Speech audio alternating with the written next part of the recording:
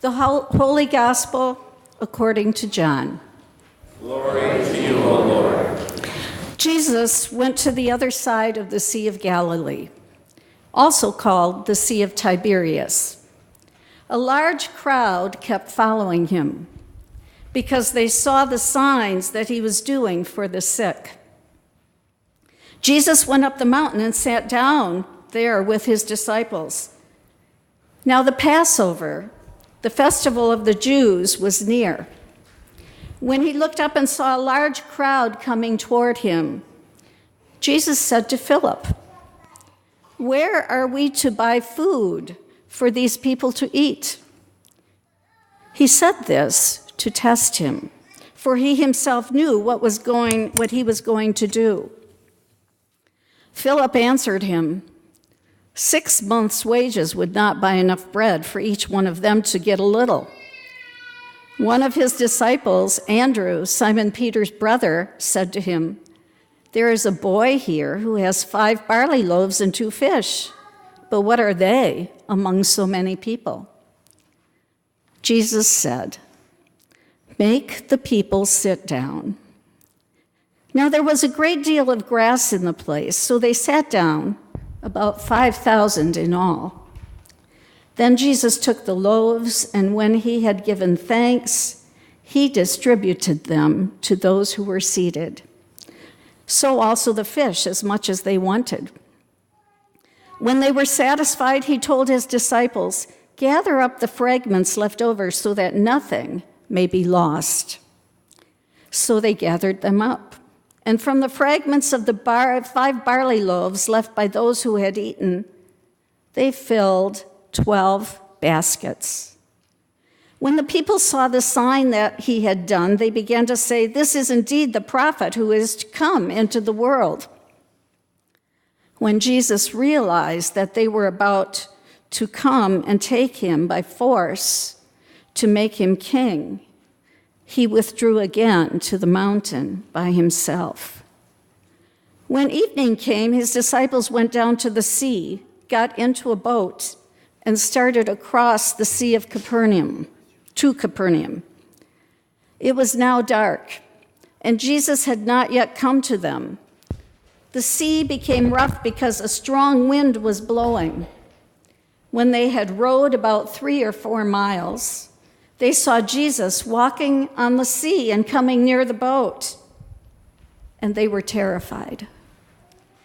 But Jesus said to them, "It is I. Do not be afraid." Then they wanted to take him into the boat, and immediately the boat reached the land toward which they were going. The Gospel of the Lord. Praise to you, O Christ. The Gospels are full of miracle stories.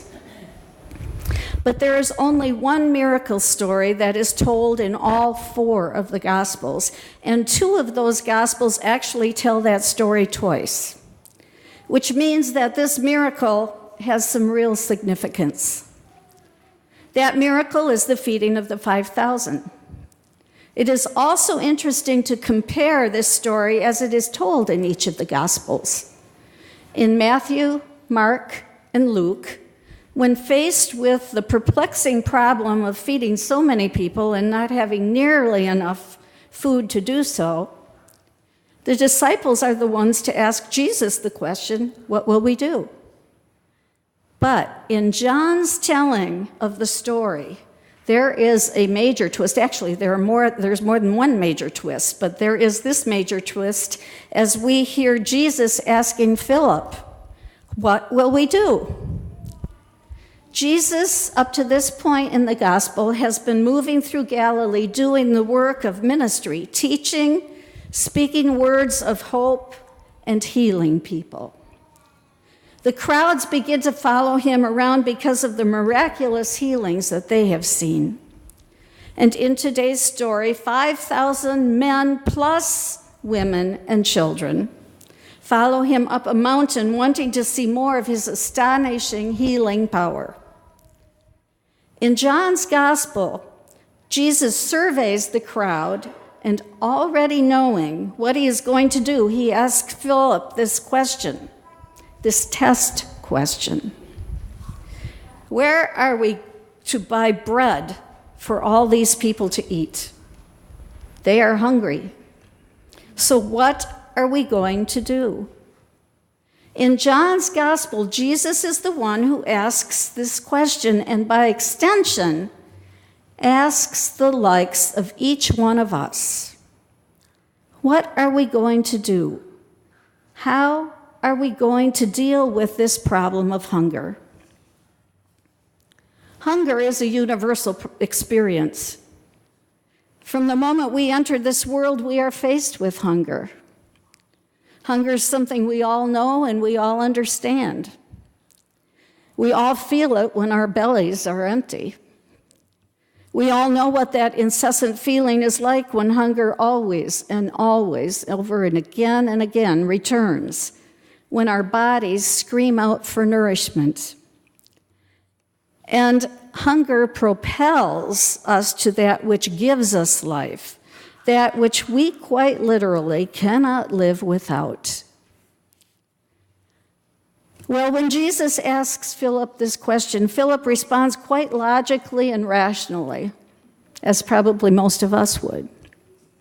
He begins to calculate how much money they would need to buy supper for all 5,000 plus people.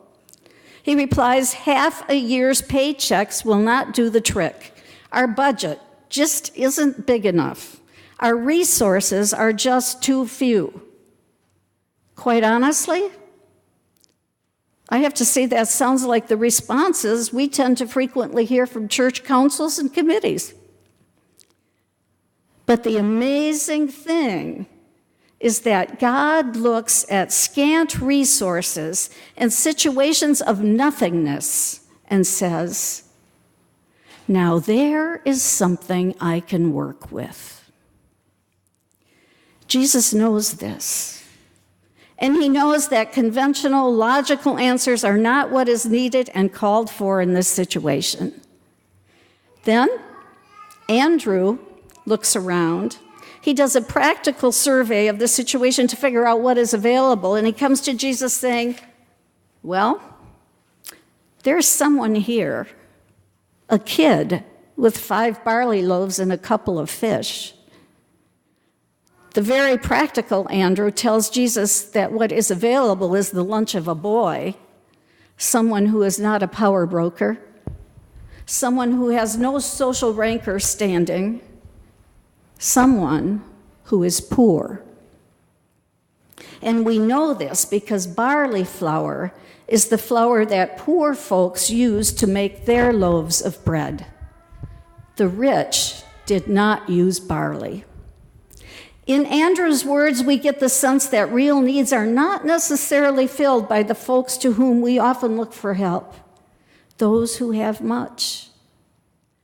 And as John continues to tell this story, it becomes very clear that Jesus himself is the only one who can end real hunger, hunger of every kind, not just the sort of hunger that makes for growling stomachs at lunchtime. John makes this very clear because in his telling of the story, this miracle takes place near the time of Passover. That doesn't happen in the other Gospels. In this story, it takes place near the time of Passover, and Jesus becomes the host of the meal. Jesus is the one who distributes the food. In the other Gospels, it is the disciples who take up the work of distributing the food. But in John, something else is going on. Jesus himself is the one who feeds the 5,000 plus crowd. And in John's telling of this story, after Jesus feeds the crowd, he tells his disciples, gather up the fragments so that nothing is lost. These words are very, very important in the Gospel of John. And that is because the Greek word used for lost really means perishing. Jesus' real purpose is to keep people from getting lost, from perishing, and to provide nourishment that lasts and keeps us truly alive. So they gather up the fragments and then have 12 baskets full of leftovers. Now in Scripture, the number 12 is important. Remember, there were 12 tribes of Israel, 12 disciples. 12 is used frequently. So it's an important number. It has to do with fullness and completeness.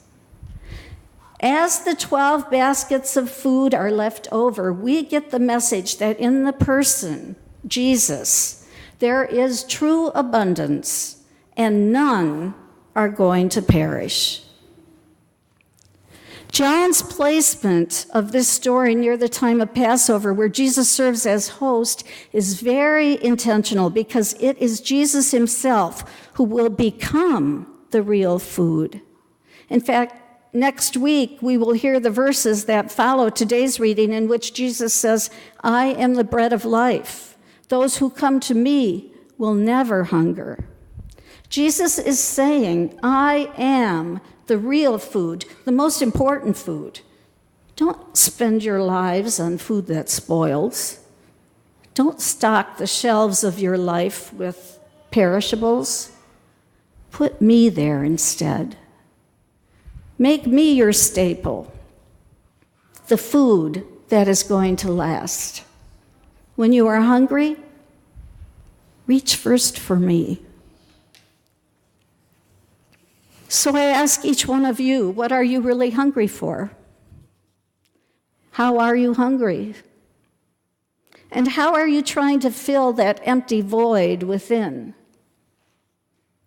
God really cares about your answers to these questions. God cares about your hunger, and God is calling you to Jesus' table of life where you can feast on this bread called Jesus. A food that is so very strange indeed. It is strange because we consume this Jesus food and take it into ourselves as ordinary bread. We digest this Jesus food and it becomes part of us. But this bread, this life of Jesus, does something that ordinary bread does not do. You see, when we consume this bread, Jesus begins to consume us. When we consume the bread at this table, the broken body of Jesus makes us a part of himself. And when we consume the bread at this table, we become food for a broken world. We become broken, living loaves of bread as we spend our lives loving and serving all others. I have no doubt that you will experience some form of hunger today. I know I will. And I have no doubt that many of us have a gnawing hunger, an emptiness within that food alone is not going to fill. We try to fill that void through buying more stuff, through travel, through striving for success, through doing everything possible to see our kids strive for success, through a whole variety of addictions that we think will fill the void within, but end up fooling us because they leave us empty and starving again. But God is always looking at that emptiness and saying, now that is something I can work with. Jesus, the one who became broken and went to the cross out of love for this cosmos, is saying to us, what are you going to do? Feed on me. Feed on my very life. I am the real food that truly matters, and I am the one who will truly satisfy your hungry heart. I am the one who will give you life that truly matters.